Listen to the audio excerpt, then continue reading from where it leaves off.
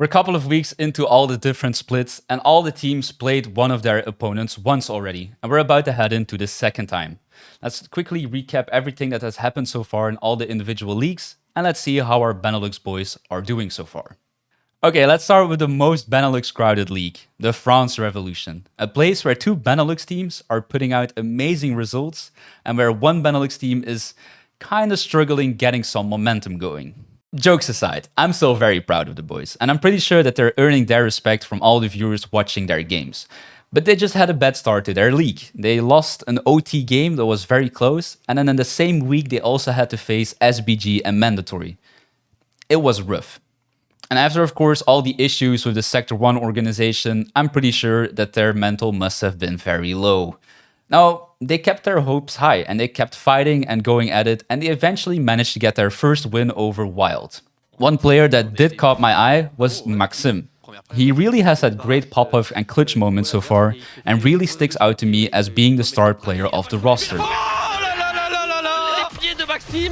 On a l'ultimate de disponible, c'est loin d'être joué et il passe au niveau du spawn et il va courir en A, il a l'information. Il a pas entendu.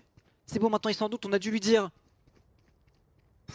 Maxime peut-être pour le... Regarde où il est posé le spike, ça va être tellement dur pour Matélian. Oh, il a une choke dart. Oh non, non, ça va toucher. Oh là là, ça frôle les pieds une nouvelle fois. Maxime qui joue avec le feu.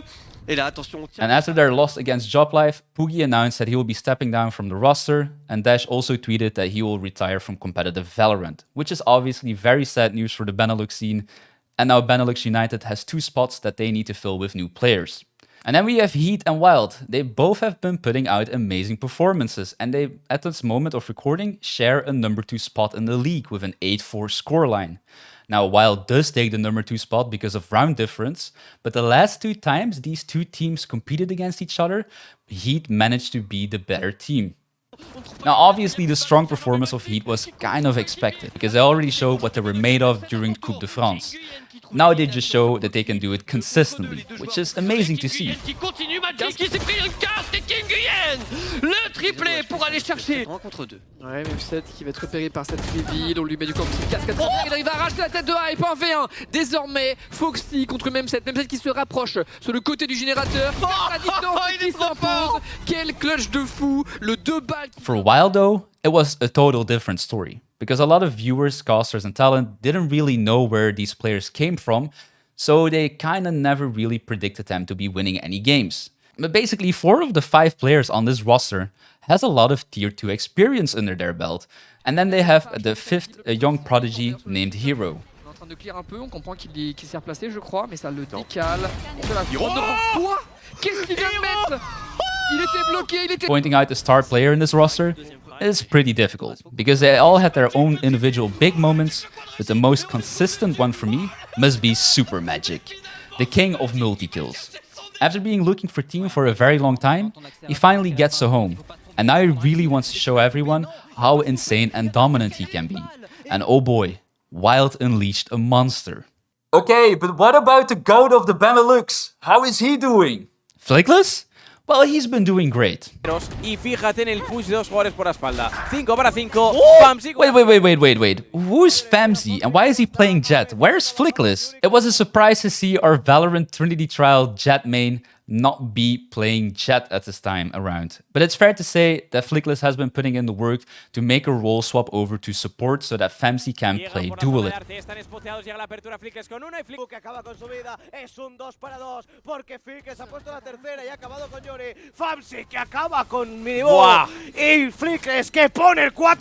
UCAM did have a slower start to their season. Their first game was a W, but it was very close in overtime. And then they also lost 13-1 to Rebels Gaming. But that's all in the past now. The Belgian duo Idex and Flickless are on a 4-game winning spree and even slayed some of the big favorites like KPI, Rebels Gaming and even GTZ Esports. And the Flickless fan club, we even got treated with a Battle Sage special on Icebox. UCAM is on a shared 3rd place spot at the moment of recording, together with Rebels Gaming and GTZ Esports, but the 13-1 loss does really make a big difference in their round difference, and that makes them number 5 in the league right now. Sadly enough, Dash and Poogie will not be the only 2 Benelux players that we will be losing in the VCL. Because a few weeks ago, Kane also got benched by Impulse Gaming Warriors because they tried to save their run in the Portugal Tempest League, because right now they're 1-6 and it's not looking great for them. Even though Kane just got benched, he's not giving up. He let us know in a tweet that he's already open for new offers, he's looking for a team, he's hungry to compete, and he wants to prove himself worthy. And Robbie BK, on the other hand, he's been having a better time in the Portugal Tempest League. After GTZ lost their first 2 opening games of the split, they managed to pick up the slack and are now on a 5-game winning spree, and place themselves on the number 2 spot in the league, right under Saw.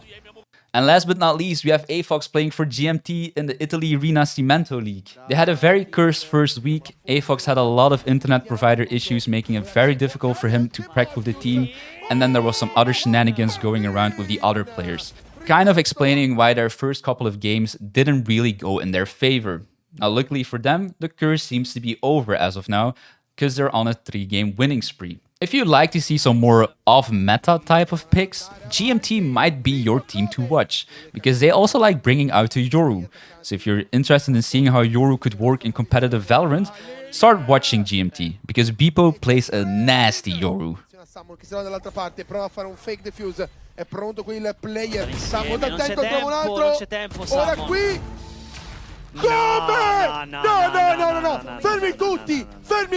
Let's wrap it all up. Let's recap everything into a short, too lazy, didn't watch infographic for you all, showcasing how each team is placed in their respective leagues, because obviously we just went through a shit ton of information in a very short time.